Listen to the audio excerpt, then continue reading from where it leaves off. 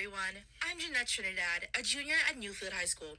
Today, I'll be presenting my study on framing police violence in AI-generated versus original news, a comparative analysis of civilian sympathy, police sympathy, and systemic violence in perplexity and news reports.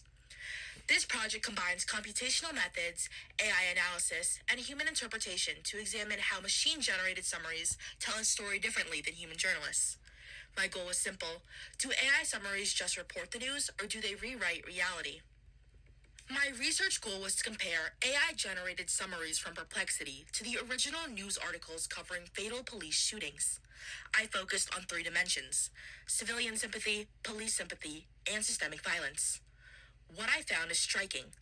AI tends to emphasize immediate brutality towards civilians and specific threats to the police, while original articles offer richer context about the victims' lives, communities, and social circumstances. The implication is powerful. AI doesn't just summarize, it can shift public perception, amplifying some aspects of a story while minimizing others. That subtle shift has real consequences for how people understand police violence. This study explores the framing of police violence through two lenses: AI and human reporting. Media coverage shapes public perception, influencing how we view both victims and officers. AI-generated summaries may amplify, diminish, or omit narratives entirely, while original reporting often highlights context, history, or accountability. The research gap is clear. Few studies directly compare AI versus human reporting on police violence. This project asks, does AI replicate the human narrative, or does it tell a different story, perhaps without us realizing it? This matters because AI tools are already shaping the news people consume. AI doesn't have intent, but it can reproduce bias, emphasize dramatic events, and compress complex social context. My study shows that short-term, event-centered framing dominates AI summaries, while humans integrate context, history, and accountability. In other words, AI might be rewriting what the public perceives as important. For this research, I analyzed 20 news articles, 17 Canadian, 3 US, covering fatal police shootings from the 2010s to the 2020s. Each article was paired with a 10 to 15 sentence AI's generated summary from Perplexity.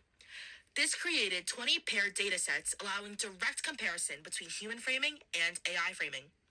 By examining sentence-level content, I could determine exactly which story elements AI highlights or omits, giving us insight into narrative selection and bias. I used the mixed methods approach. First, I performed qualitative content analysis, coding every sentence into one of 16 frames, categorized by civilian versus police, and sympathy mobilizing versus sympathy disrupting. Then, after coding manually, I turned to Python. I wrote scripts that tabulate frame counts and generate visualizations, like bar charts, allowing me to quantify narrative shifts. This combination of human interpretation and computational rigor is what makes this project both qualitative and STEM-driven, showing measurable differences in AI versus human storytelling. This allowed me to measure narrative shifts quantitatively and compare frame distributions between AI and human reporting, since I combined human interpretation with computational rigor to see what AI emphasizes, omits, or distorts. Here's where I get into the heart of our analysis, the 16 frames, though I'll highlight the most critical ones for our discussion. First, CM1, immediate brutality towards civilians. This frame captures moments of visible violence, the intense, high-stake events that naturally grab attention.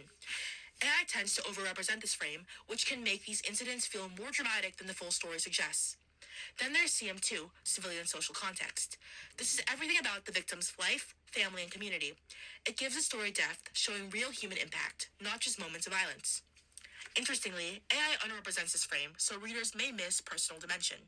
CM3 looks at long-term civilian impact, which neither AI nor most articles emphasize much, but it's critical to understanding systemic consequences. On the other side, we have CD2, civilian illegal actions, and PM2, threats to police, which highlight moments where AI often emphasizes risk or dangers to officers. Finally, PD1, past officer misconduct, and PD3, systemic abuse of marginalized groups, capture accountability and structural issues. PD3 is where AI surprisingly overrepresents systemic abuse, perhaps reflecting patterns in training data that prioritize dramatic social issues. Together, these frames aren't just labels, they represent the frames and lenses towards which a story is told. By tracking them, we can measure what the AI chooses to highlight versus what human reporters include, giving us a quantitative way to see narrative shifts. To visualize this, I generated 4 charts. raw frame counts, AI frame distribution percentage, original frame article distribution percentage, and side-by-side frame proportion comparisons. The Python-generated charts allow us to see patterns instantly, revealing how AI emphasizes high-intensity events while human reporting integrates social context and accountability.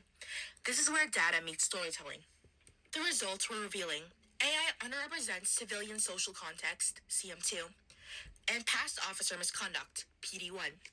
Meanwhile, AI emphasizes immediate brutality, CM1, and threats to police, PM2. Interestingly, AI also increases coverage of systemic abuse, PD3, suggesting that AI training datasets prioritize dramatic systemic issues but without the nuance of human context. Both AI and human sources rarely emphasize the long-term impact or police heroism, leaving the story somewhat truncated in both cases. The charts make these differences clear. AI foregrounds dramatic events, while human reporting integrates social context, history, and accountability.